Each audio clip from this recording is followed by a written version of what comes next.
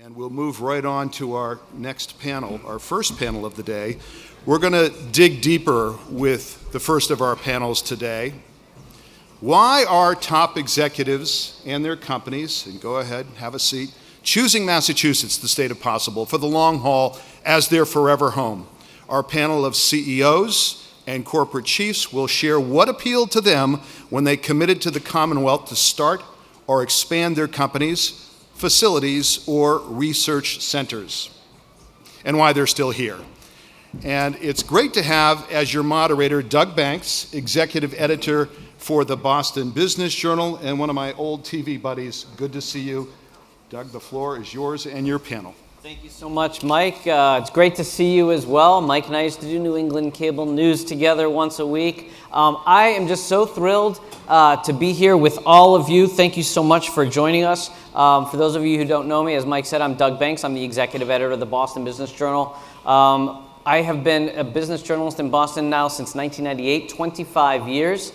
Previous to the BBJ, I was at Mass High Tech, the Journal of New England Technology. And for a short time, Bob Coughlin will remember this, I actually worked in economic development at the UMass President's Office between journalism stints before the Business Journal, where I helped organize the Mass Pavilion. So it's great to have Bio back here, and it is great to be here with our speakers to talk about Massachusetts as a forever home. To my immediate left is Fiona Marshall, the president of Novartis Institutes for Biomedical Research, Matt Kapusta, the CEO of Unicure, Rehan Verjee, the founder and CEO of a stealth startup, Precede Bio, and Kate Haviland, the CEO of Blueprint Medicines. Why don't you give them a warm welcome here to the stage.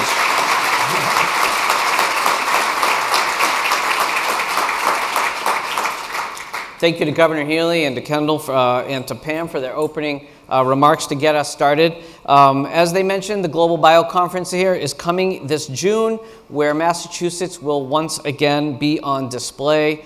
We heard from the governor that state officials are lining up to compete, to take our companies, to take our employees, to take our business. We've got a governor and a cabinet that is competitive. Love hearing the competitive fire out of the State House these days. And of course, Kendall and Pam talked a little bit more about the economic headwinds that are facing the industry, but also the resilience of our region. And so as the description for this panel reads, it's our combination of startups, venture capitalists, investors, academic research centers, talent, and those public-private partnerships that we heard about that have drawn all or nearly all of the world's biopharmas to Massachusetts. So how do we keep them? How do we ensure we can fend off the competitor states trying to attract them? And, well, that's what we're here to find out. So without further ado, and so you don't have to listen to me anymore, let me ask the very basic question here, which is, why Massachusetts? Why start your businesses here? Fiona, Novartis was one of the first global R&D companies to establish a place here, I want to say 20 years ago. Yeah. I was here when you came. And so talk a little bit about why Massachusetts, why did Novartis come, why do you stay, and then we'll talk about some of the obstacles. So we'll start with Fiona and we'll go right down the line. Yeah, thanks, Doug. You're absolutely right. Novartis was one of the first international companies to decide to place its research headquarters here in Cambridge 20 years ago, 2002. That was actually around the time I very first came here from the UK to collaborate with companies in the area. Actually, I was working for Millennium. I came here many times over the years, actually raising venture capital from a UK biotech. So, the spread of the Massachusetts influence is really global. But I'm so pleased to now finally actually move here and live here and working for Novartis. And, every day when I come into work, I see the benefit of being in this location. And it really is about so many of the themes that you've touched on. It's that connectivity to the leading universities in the world, and we have many collaborations with Harvard Medical School, Dana-Farber, MIT, of course. So many of our associates have been through those schools and come to join us.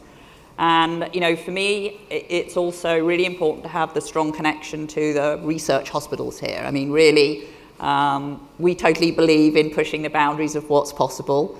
And for me, that focus on human medicine access to patients and that connection to patients that we have through the hospitals is really important as well.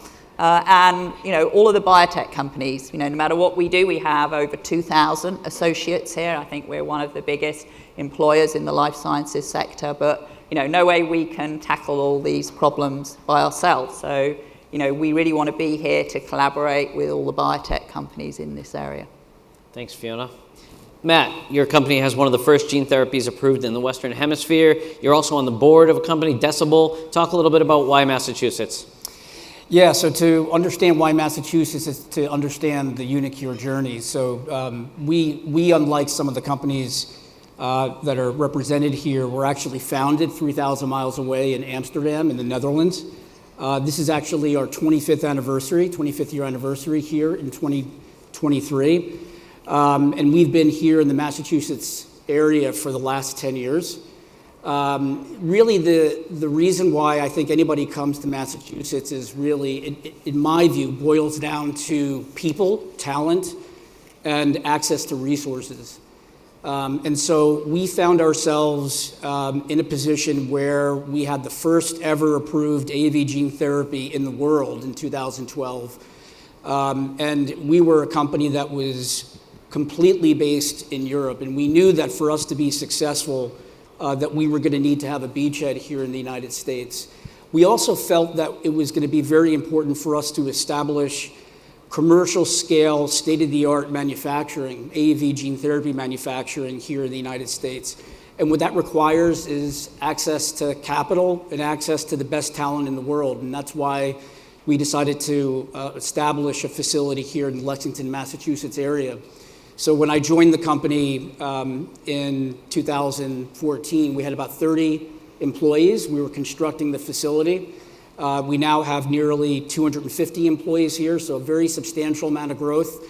And we have one of the very few licensed gene therapy facilities in the United States. So we're very proud of not only the first ever approved gene therapy in 2012, but also our recent gene therapy approval last year, which is the first ever hemophilia gene therapy in the United States and the first hemophilia B gene therapy in the world. Thanks so much, Matt. Rehan, you've got a stealthy startup.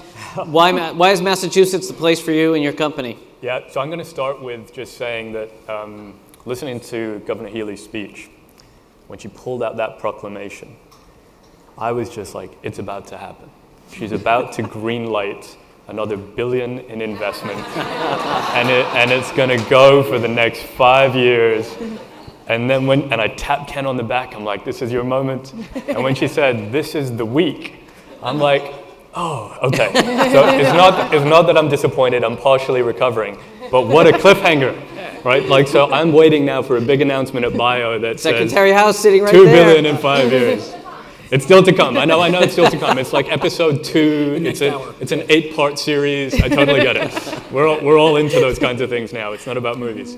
But okay, so why Massachusetts? I came to Massachusetts really in 2018. I grew up in Africa, went to school, university in England, emigrated to Canada, lived in Germany and Switzerland. I can tell you that I've never experienced anything like what is happening here in Massachusetts. It's unbelievable. You sit down at Shybird, you sit there as a tourist, a relative tourist, on an average day, in Cambridge, and you're like, wow, this is where it's happening. So there is this amazing feeling, honestly, which is difficult to describe. There is no place in the world, in my view, where you would want to start a company that is invested in biomedical research and focused on creating products as a result of that research than Massachusetts. And part of the reason is, in my mind, in order to do what we do, we have to be maximally creative, because you are solving problems that are really challenging problems. And in order to solve challenging problems, you need access to a lot of expertise. And the best place to get that expertise in a small city across academia, industry, venture capital, experience management talent is Massachusetts. I can tell you every day since I've started this company, I meet somebody new that's helping me solve a problem that I didn't know I had, before I started the company. And the company that we've started, just to give you a little bit more information on it, is a diagnostic company. I spent 18 years in therapeutics. So diagnostics is a novel field, right? But we have gotten this company over 18 months to somewhere between 20 and 50. I'm going to keep it stealthy. We've raised a good amount of capital, and we're really progressing the technology, and we think we have genuine prospects. And there is no way that we would have been able to do that, I think, in any other environment other than this very specific ecosystem. Now, we also started the company in the heyday of 2021 when funding was so easy to find. But honestly, this is a phenomenal environment to do this kind of work. Thank you so much. And last but not least, Kate Haviland, the CEO of the decidedly non-stealthy Blueprint Medicines, which was actually the #1 middle market company in the Boston Business Journal Middle Market Leaders list last year. One of the fastest growing middle market company, the fastest middle market growing company that year. Talk to us about Blueprint Medicine. Why Massachusetts? Well, it's so hard to follow all of these incredible sentiments and statements, but what I'd say is that Blueprint Medicines is born and bred in Massachusetts. We were founded out of Third Rock Ventures, and we have been the great beneficiaries of being part of this thriving community as we have worked to take on pressing medical issues that have evaded others. And as we have found solutions to those problems, it's earned us the right to take on even bigger and more important medical problems. And I think to the comments that have been made by the panel, that wouldn't have been possible without being in an ecosystem such as the one that we're in now. And maybe the only thing to add is that I think Massachusetts is unique, and we're very fortunate, and I feel very fortunate that every day that I go to work, there's no gap between my personal beliefs and values and the work that I do every day. And that is something that I think all of our employees feel, and it's our job to make sure that they do. But that is a really unique position to be in, and something that I think we should be exceptionally grateful for, and truly is the confluence of government, academia, industry working together to create that type of environment. Thanks, Kate. We heard a little bit about biomanufacturing this morning already. Of course, everybody's aware now, if you weren't before, that we're very strong on R&D. When it comes to bio in June, I can tell you all of the states that will be showing up at the Mass Pavilion to pluck all of you smart people, they will be telling you how great their biomanufacturing is. We've had places, whether it's Texas or North Carolina and other places that have been doing it for decades. But you heard, we went from $4 billion to $8 billion in GDP in mass biomanufacturing from 17 to 22. So things are looking up. Talk to me, I'd like to know a little bit more about what does Massachusetts need to do to win when it comes to biomanufacturing? And Matt, I'd like to start with you, but then anyone can join in. Talk to us, what's working and maybe what's not? What do state officials who are here need to hear so we can continue to grow and to win in manufacturing? Matt? Yeah, I mean, I think that what we need to do to win in biomanufacturing is what we need to do to win, to maintain leadership within the whole biopharmaceutical space here in the Boston area. As I mentioned, the biotech, biomedical manufacturing is exquisitely complicated. What we do in the gene therapy space, we've been working at pretty hard for the greater part of 15 years, and we're still not experts. So this gets back to what you were saying, right? We need to solve very complicated problems, and doing that means that we need to plug into the expertise at every level. This is expertise of what's going on in academic institutions. It's expertise in what's going on across industry. So there's business development. Manufacturing is very capital intensive, so we need access to capital. It's fantastic that I can get on a plane and be in New York City, or I can meet with investors in my backyard here in the Boston area. We also need access to space, of course, right? And we need affordable rents in order to construct manufacturing facilities. So, but in the end, the key thing that we need is we need a microphone. Amplify the message. Yeah. That's what you need to do. Yeah. So I don't know if I need this anymore, but the key thing that we need is access to people, right?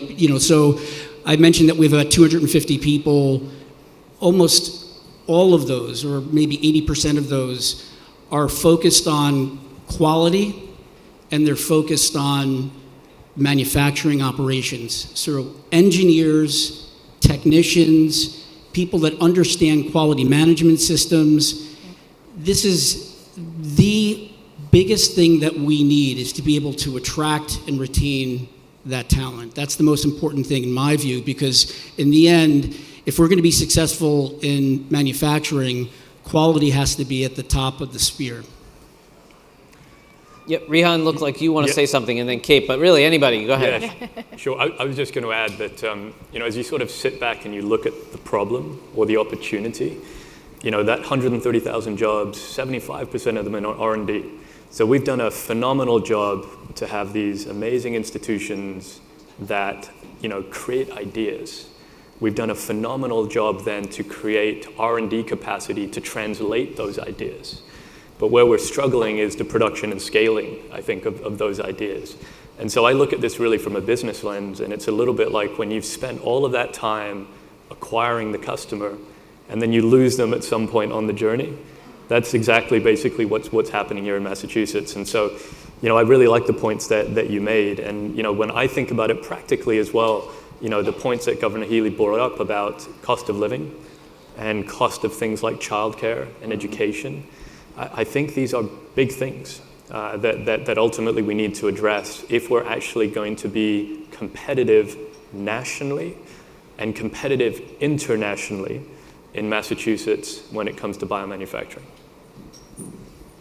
Do biomanufacturing jobs require the same level of education, higher education, that R&D jobs do? I know a lot of the local colleges and universities, which we've talked about, being a big strength, obviously, in Massachusetts, have worked with the biotech community, but not necessarily on PhD level, master's level work.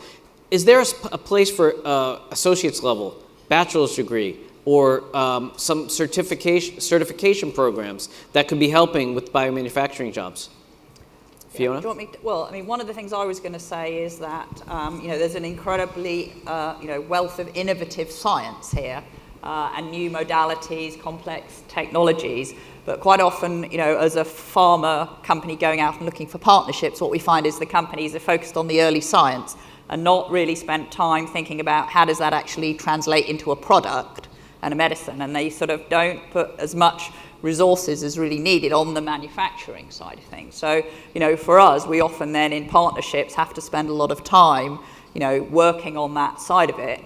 And so if we can have more facilities here and more people trained exactly in biomanufacturing skills, then that, I think, really helps everybody. It helps the smaller companies to really add value to their portfolio. In terms of skills, I think biomanufacturing is just like any other aspect of science. It has the opportunity for people, with real, really high qualifications in technologies with PhDs, through to graduates, as well as, more routine production work. So it really opens up, I think, a lot of employment opportunities across different disciplines. Let's talk a little bit more about the war for talent. Are you working with any local colleges and universities? What are you seeing? We certainly are. I think the war for talent is real. It is interesting. There is an employee at Blueprint who's actually been with us almost 10 years now, but had said that they had 5 jobs and they never changed their parking place. And I think that is, the benefits. We talk about the ecosystem we're in, and the fact we're in such close proximity also means that people can easily walk across the street and enter a new job. And so I think what it means for us as a company is that not only are we focused on making sure that we are meeting our mission of improving the healthcare and outcomes for patients with cancer and other types of rare blood disorders, but that we're building a company and a company culture very intentionally, where our employees are able to meet their own professional goals, and that there's a sense of belonging, not a need to conform, where we embrace the idea that it's not just a cross-functional expertise and technical expertise that matters, but that people can bring their lived experiences to the table, and we are going to drive better outcomes and better business outcomes because of it. And I think these are all things that we as being part of this community, where there are so many incredible innovative companies, that it's our job to make sure that not only are we delivering innovative medicines, but we're building exceptional organizations, in organizations that can have an impact on this community and the world. And so I think we are a leader in Massachusetts on that. I think MassBio has done a tremendous job in 2020 with the CEO pledge around ED&I. And I think it's just an area where Massachusetts can absolutely be on the point of the spear to make a difference, not only in health equity for the patients that we serve, but also in terms of the composition of our companies, the opportunities we're giving people. We at Blueprint, collaborate with groups like Project OnRamp, which was founded in 2019 to help students from more marginalized communities to get into STEM and to have paid internships that really start to kind of spark their imagination in science, as well as many other types of partnerships throughout the UMass system, again, to provide those types of opportunities for individuals. Yeah, I was just going to say that it's a really interesting time, I think for all of us with regards to organization building and culture building, because the pandemic was this big shock and it changed the way that everybody works, and it changed the expectations of what it means to sort of have a workplace that you sort of enjoy showing up to.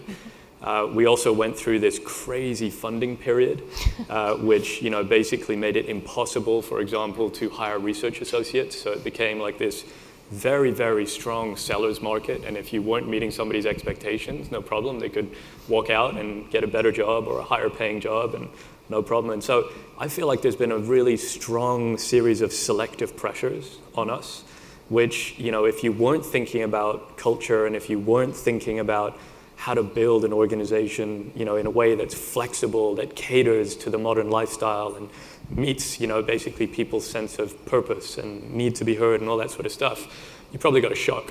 And so, for me, we're at a really interesting period, and I really enjoy actually trying to chart a path basically in this new environment. I'm sort of relieved, though, that the outlook for the market has tempered, and it means that it's less of a war and less of a race, and it does mean that we can sort of settle down a little bit, but it's certainly an interesting time for us. That raises a question. So we heard, I was born and raised in Worcester. We got a nice shout out from the governor about Worcester. The Mass Biotech Council is the state's biotechnology council, so I feel like I have to ask this question. We know the biotech community is spreading beyond Kendall Square, right? We're seeing it more in Lexington. It's been there in Worcester for a long time now. How do you think about where to locate a company, given what we just heard Rehan talk about in terms of sort of the workplace of today and the workplace of the future is not the workplace of 4 years ago? What do you think about, and I'm sure the state officials want to know, what do you think about when you're locating a company, and how do we keep it here in Massachusetts? Maybe I start. I mean, before being having the privilege of working at Novartis, I founded a biotech company, albeit in the other Cambridge over the pond. But I think the same things apply in what you're looking for. I mean, it is about recruitment of that talent that you need. And so you do have to have all of the things that the governor referred to, affordable housing, good transport links that allows you to get to those locations. And I think that, as a founder of a company, you're looking for laboratory space where you can set up. And quite often you're quite small, you don't have huge funds at start with. You want to be able to grow within that space without having to move. And so it's not surprising that you're seeing these types of facilities opening up further and further out of the center where, the space is very constrained. But as long as we maintain those good transport links in and out of those areas and connected through to Cambridge especially, and Harvard and the other Harvard Square, the medical school, I think that's the key to it. Don't be shy. Oh, yeah. I'll call on you. Go for it. Well, yeah, I would just say, we certainly are one that decided very consciously not to be in the Kendall Square, Cambridge area, and that was predominantly driven by cost. I mean, particularly when you're building a manufacturing facility, I mean, it's just almost prohibitively expensive to do that when you're on a bootstrapped budget. And share where your locations are. So we're based in Lexington, Massachusetts, and it is, and we're really excited actually about that location. And I think a lot of it's actually a recruiting advantage, quite frankly, because a lot of people are just really exhausted and sick and tired. And maybe things have changed a little bit in the pandemic, but anybody who probably drove here, it wasn't terrible, but often this could be not a fantastic place to get in, unfortunately. And unless you are living here and you could just say, you know what, I'm not going to get a car, right, or have that same parking spot for 5 years. It's actually an advantage from a recruiting point of view to be outside of this area. And these are growing areas. They're almost little mini ecosystems in and of themselves. So I think we're excited about that. Just to add on to that, like I used to run an enterprise that had about 1,000 people here, Billerica and Rockland, right? Two completely different locations. Rockland apparently because the original founding CEO really wanted to be close to the Cape because he was an America's Cup sailor. So that tells you a lot sometimes about the strategic decisions that go into sort of, where you base an operation. But I think, for me, and I would agree with you, I found, it wasn't that much of a challenge to attract people, but the benefit was the retention. The retention was, once people based a little bit more themselves in a community that was a little bit outside of the hub, they tended to sort of,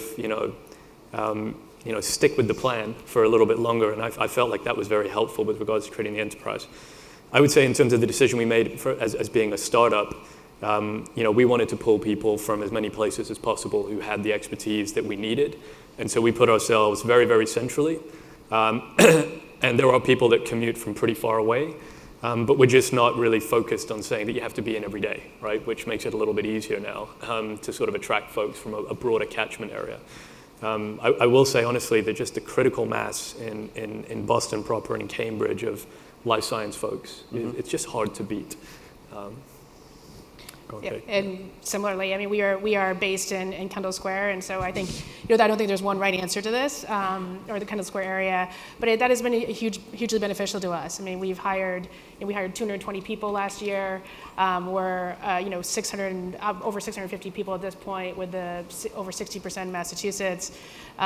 We have retention that is well beyond kind of industry average in terms of holding on to people. And I think part of that is the location. If you go into the Flower on Erie Street, I mean, I see employees sitting there with counterparts from other high growth organizations regularly, having conversations.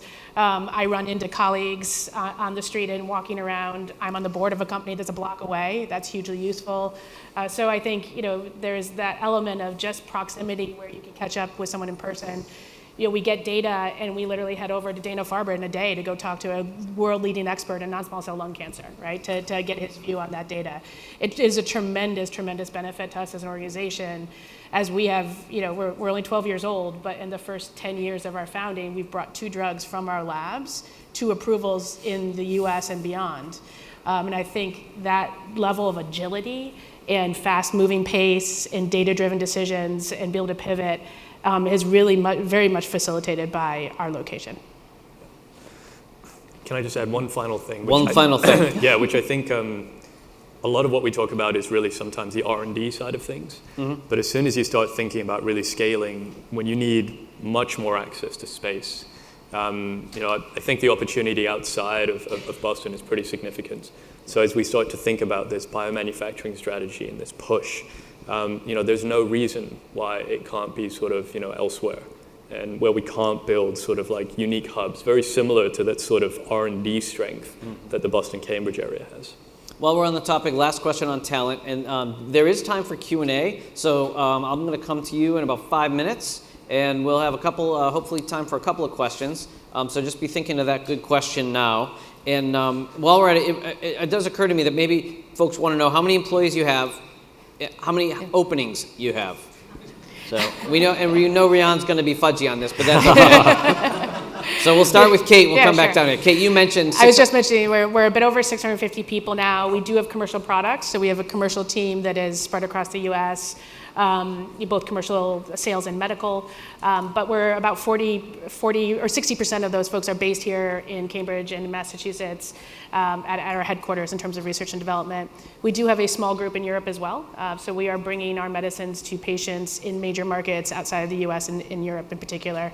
And growing. I think that's been one of the great advantages of being here, and also being a huge recipient of growing up during a time where capital access was plentiful, the cost of capital was fairly low, which we certainly were a beneficiary of that time frame. So. Yeah, so we are, like I said, 20 to 50, and we are, we're still hiring. So not massively, but we'll probably grow by about another 20 to 30% over the year.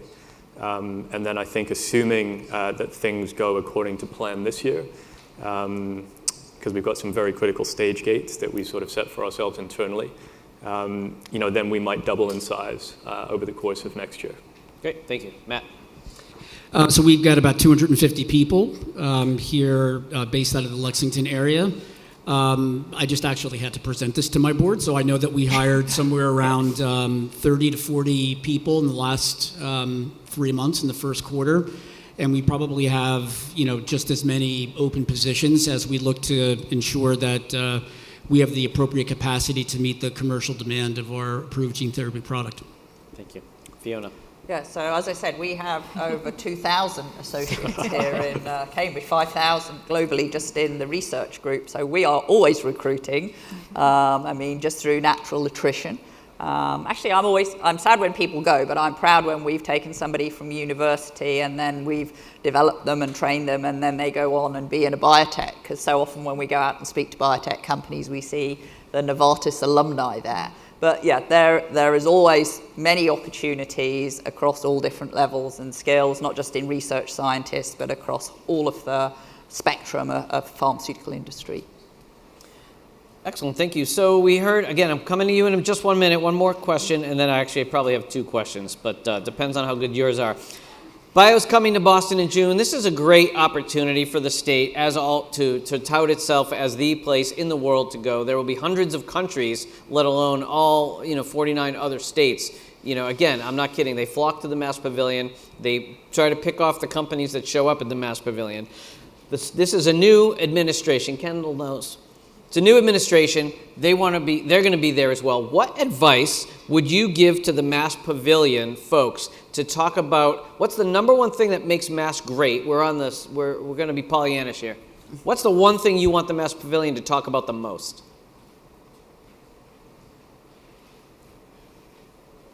For me, it's the networking across all of the sectors: academia, biotech, pharma, biomanufacturing, and the state, the support. Having the governor here just shows that level of commitment from government as well.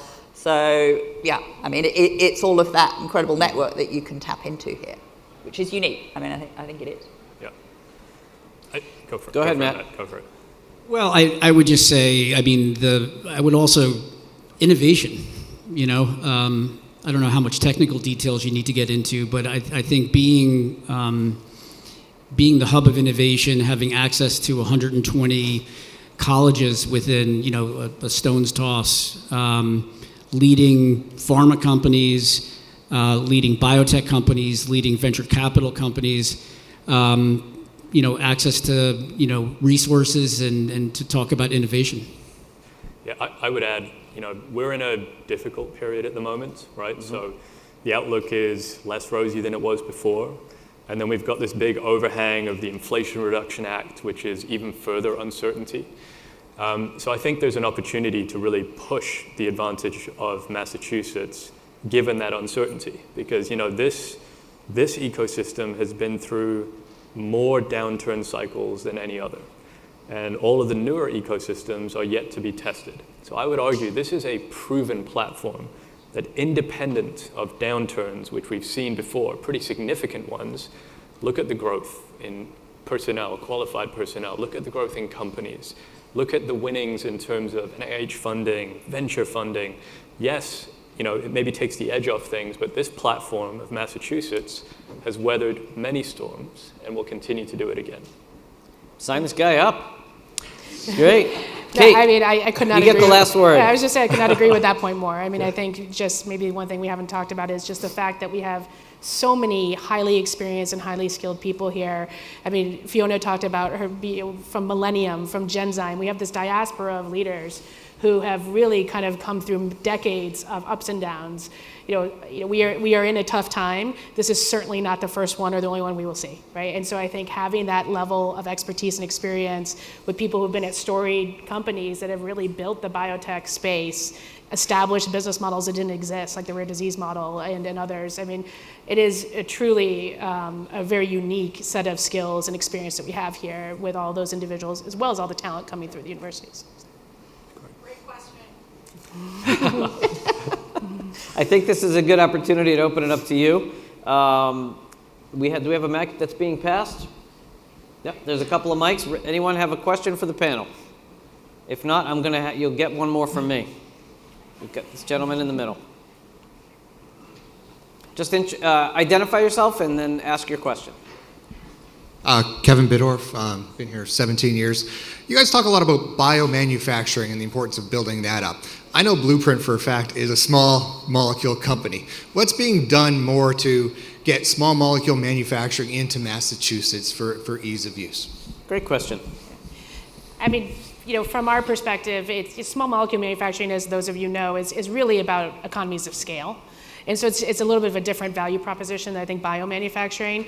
And our supply chains are truly global from that perspective, which creates different challenges, honestly. We haven't spent a lot of time thinking about, we do a lot of the CDMO work actually in our own labs. We do formulation work, we do a lot of scale-up work, route optimization, things like that. But in terms of thinking about kind of bringing that level of scale of small molecule manufacturing, that's a great question about whether Massachusetts can ever be a home for that, and I'm not sure about that, to be honest with you. What does the state have to do to become better positioned to fight for that type of work? Yeah, I mean, I think that's going to have to be a government industry collaboration. I think that's going to, all the things we've talked about, cost of housing, cost of transportation, kind of tax incentives, things along those lines that other states honestly do a great job of. I mean, we see a lot of this manufacturing in parts of the Midwest. We see it in North Carolina. And again, it's a little bit of a different value proposition. It's really an economies of scale type of a proposition. It's a different level of education needed for the workforce as well. So I think it is something that we should continue to talk about. Kendall and I were talking a little bit earlier about whether that's something that would make a lot of sense for Massachusetts going forward, and which parts of Massachusetts. It's a great question. Yeah. Anyone else?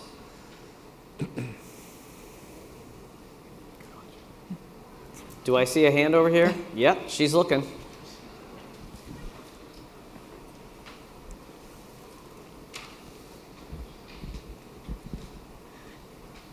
Hey everyone, I don't know what I'm setting up myself by asking this question, but I'll do it anyways. My name is Veena Krishnappa. By training, I'm a scientist, and I've dabbled a little bit in business development, investment, operations, partnerships, you name it. And I'm a Floridian. I'm a Floridian, and I never thought I would love being in Cambridge or Boston, even the geographic differences, but I love it here now. And then, for my next career move, I'm trying to figure out whether I should stay here or be in San Francisco. That's easy. Great question. It's my favorite question. Just go visit there. We spent this whole time talking about why Massachusetts companies should stay here. Why should prospective employees stay here? What does Massachusetts have that San Francisco or Florida or other places don't have, right? It's a great question. What would you say to a scientist, business development person from Florida? Well, I mean, why should she stay? I would start with, obviously there's many things here, and you just got to discount a little bit of the weather. But honestly, one of the things for me that I really valued about Massachusetts, and I've decided to stay here. Finally bought a house here and getting married here, and all that sort of stuff. Things I hadn't really considered before. But the reason is I also really appreciate just the tone from the top. In this state. Look at the governor we have, look at the message, look at the way that government functions, look how government basically works with industry.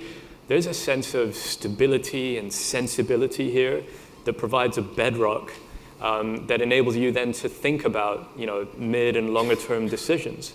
I don't think you can say that about every other state or every other municipality, and I think that is pretty unique here in Massachusetts. That's a great answer. Anybody else? Oh, here we go. All right.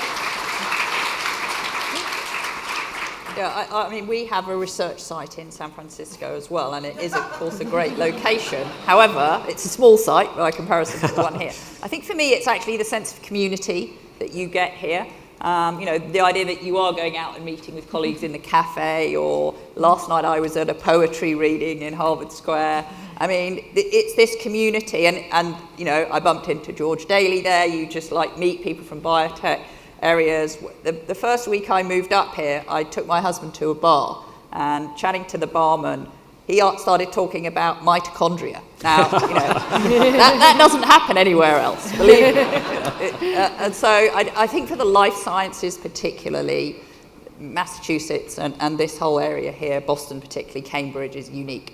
I don't think people realize just how big geographically the Bay Area is. I mean, from South San Francisco to San Jose, it's a big place. And I think the thing that I've heard from people who have been in the Bay Area and come here is that you don't get that same sort of bump factor. You're not going to bump into people there. You have to.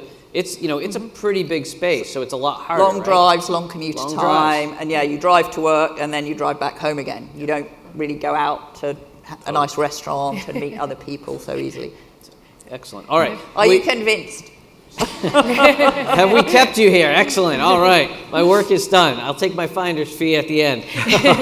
Last question that I have as we look forward to the next conversation on diversity, the chat that's coming up, I wanted to ask, we're talking about the Massachusetts advantage. When it comes to diversity, equity, and inclusion in the war for talent, in hiring, does Massachusetts have an advantage over other places or no? I think we do. I mean, I think we do because of the culture of the across the state, the value system, the idea that it's not an argument that more diverse organizations perform better. It's a kind of accepted fact here, and I think that is a foundation that is exceptional. And so there's not a discussion about whether or not that's something you need to do. It's something you have to do if you want to be high performing, if you want to meet your corporate goals. And so that to me makes all the foundational work to say that can be a strong part of what we do. I think at Blueprint we're very proud that our executive team is 50% women. That we have leaders across the company from all demographic groups, and we have a lot of work to do. We're not finished, and we're not nearly where we need to be. But the idea that our board, that our investors, that the people who are key stakeholders in success of the company believe in that work and understand that we will meet our mission and we will succeed as a company because we are dedicated to that, is truly incredibly important. I would add that the academic institutions just provide this fantastic base. You walk around Cambridge, I mean, it is so diverse, so international. You've got people coming from all over the world.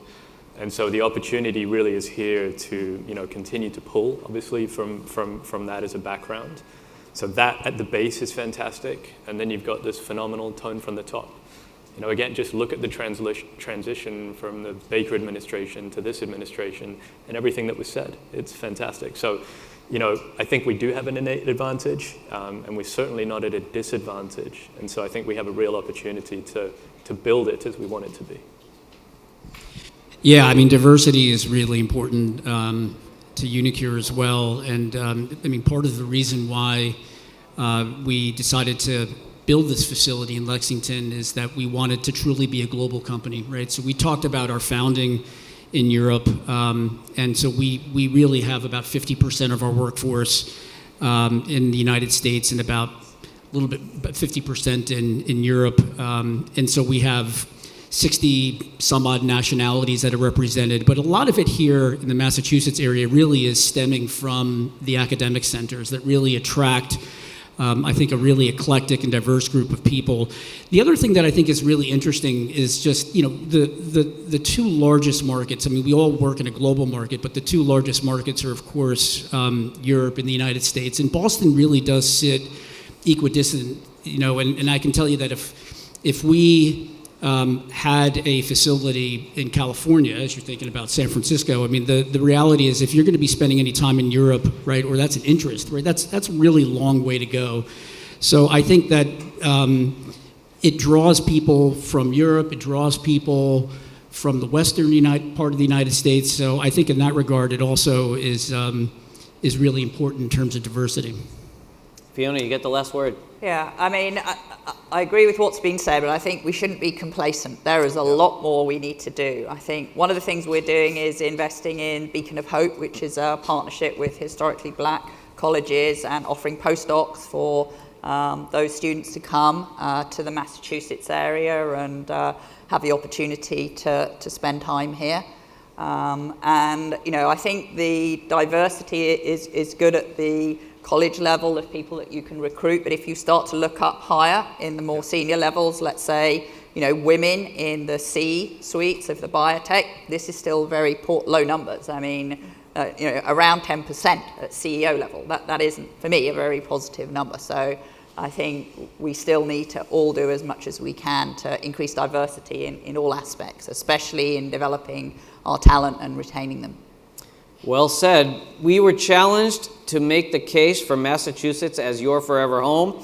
We answered the question, I think, on why executives should pick the Bay State for the long haul. We get our unfair share when it comes to venture capital dollars and government funding. We want more, and we will do better to make sure we get more.